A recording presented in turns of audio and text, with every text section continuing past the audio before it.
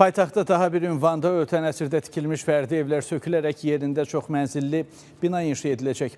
Nəsimi rayonu Ceyhun Hacıbəyli, Mirəli Qaşqay, Mikail Rəfiliv və Salatın Əsgərova küçələrinin kəsişməsində ilkin mərhələdə 100 fərdi ev söküləcək. Lakin bəzi sakinlər layihəni icra edəcək MTK ilə razılığa gələ bilmədiyi üçün həm söküntü, həm də tikinti işləri gecikir. Hədə 3 dənə ev versin. Razılaşmayan hər həyətdə 2, 3, yəni bizim həyətdə biraz artıq insan qalıb. Yəqin ki, bir orta məxrəcə gələrik, razılaşarıq, çıxarıq.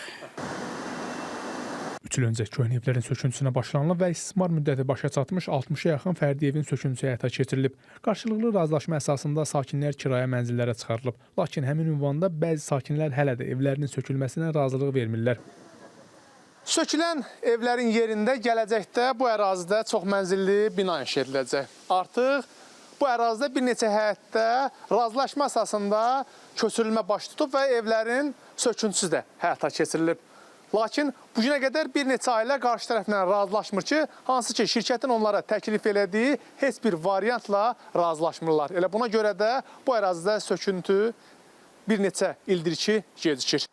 Şikayətçilər deyir ki, evlərinin kvadrata düzgün hesablanmadığı və həmin kvadrata görə Vest Yaşayış Parkı tərəfindən onlara təklif olunan kvadratın az olmasına görə söküntüyə icazə vermirlər. Evimi düzgün padvalım var, kladovkam var, heç nəyi ölçmür. 7 baş ailə yaşayır, 7 baş ailəyə 52 kvadratlıq ev verir. Elə bil 3 otaq sayılır. Üstdə də yenə 3 otaq. 2 oğlum var, bir də ərardat bizik. Deyirəm ona ayrı-ayrı 3 balaca evdik. Bizim evlərimiz köhnə evlər olduğuna görə demək olar ki, evlərin ölçüsü, kvadratı azdır və onlar bizə verdikləri evin 20% maksimum artığını verə biləcəklərini deyirlər. Bundan əlavə gələcəkdə tikiləcək binadan mənzil deyil, kompensasiya istəyən sakinlər də var. Pul versin ya da ki düzgün kvadrat bölsün, biz də razılaşaq çıxaq. Mərkəzi də 4000 versin, 5000 versin kvadratını, razılaşaq çıxaq. Bəzi sakinlər isə şirkətlə bu günə qədər aralarında heç bir danışıq aparılmadığını deyir. Hələ deyir, biz söymür, elə deyir. Hələ deyir, tiymirik. 3 il bundan qabaq, bircə dəfə. Ondan sonra nə gələn var, nə qapını döyən var. Vest Yaşayış Parkdan bildirildi ki, 4 küçəni əhatə edən həmin ünvanda 100-ə yaxın ev sökülüb, yerində 2 yaşayış binası inşa ediləcək. Köçürülən sakinlərə mənzillərin kvadratından 20-30% artıq olmaqla əlavə kvadratlar verilib və bu günə kimi həmin sakinlərin kirayə pulları ödənilir. 60-a yaxın ailə köçüb, bu günə kimi hamısı kirə pullarını alırlar günbəgün. Amma bir gün biz burada kimisə məcbur çıxartmışıq, Allah sizə pul verim, sən burada yaşayırdın, indi get hardasa yaşa.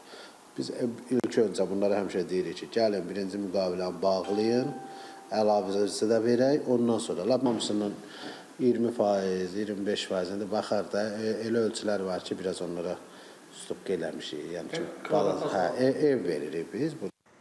Şirkətdən o da bildirildi ki, 30 ailəyə görə söküntü işləri 3 ildir gecikir və digər sakinlərlə bağlanan müqavilə şərtləri pozulur. İnsanlar da bizə problem yaradırlar. Mənlə müraciət edib məsələmizi həll edəcəyik. Nəsimi rayon icra hakimiyyətindən isə bildirildi ki, həmin ünvanda sakinlərin mövcud şikayətindən xəbərdardılar və rayon rəhbərliyi tərəfindən sakinlərlə dəfələrlə görüşdə olub və şirkət rəhbərliyinə sakinlərin köçürülməsinin razılıq əsasında həyata keçirilməsi tövsiyə edilib. Rəşad Vəkiloğlu, Əfqan Bayramov, Space xəbər.